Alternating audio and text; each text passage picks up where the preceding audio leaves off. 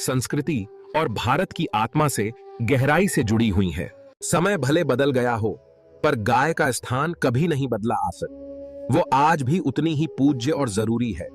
जो व्यक्ति गौमाता को त्याग देता है, प्रकृति और भगवान भी धीरे धीरे उसे अपने से दूर कर देते हैं। गौ रक्षा कोई व्रत या पर्व का विषय नहीं है।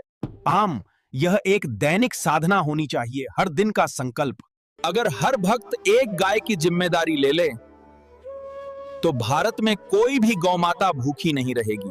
सरकारों का काम सिर्फ नीति बनाना नहीं है, उन्हें उसका सही पालन भी सुनिश्चित करना चाहिए, बिना भेदभाव के।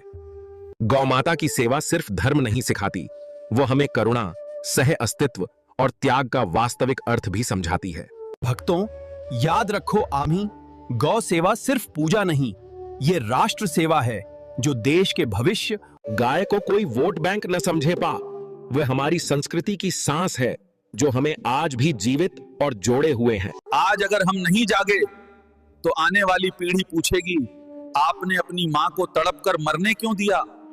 सोचिए, क्या हम उस समय अपनी संतान की आंखों में आंखें डालकर सिर उठा पाएंगे? जो व्यक्ति अपने धर्म और उसकी रक्षा के लिए नहीं खड़ा होता, वो धीरे धीरे खुद भी समाप्त हो जाता है।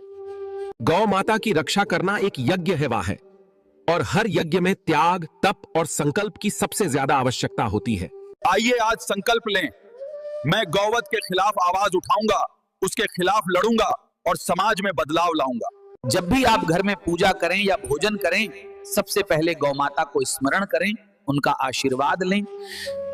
जो गौमाता को काटते हैं, उन्हें माफ करना भी पाप है पाप, और चुप रहना उससे भी बड़ा पाप बन जाता है। धर्म केवल सुनने, बोलने या दिखाने की चीज नहीं। धर्म तब जीवित रहता है जब हम उसे जीते हैं।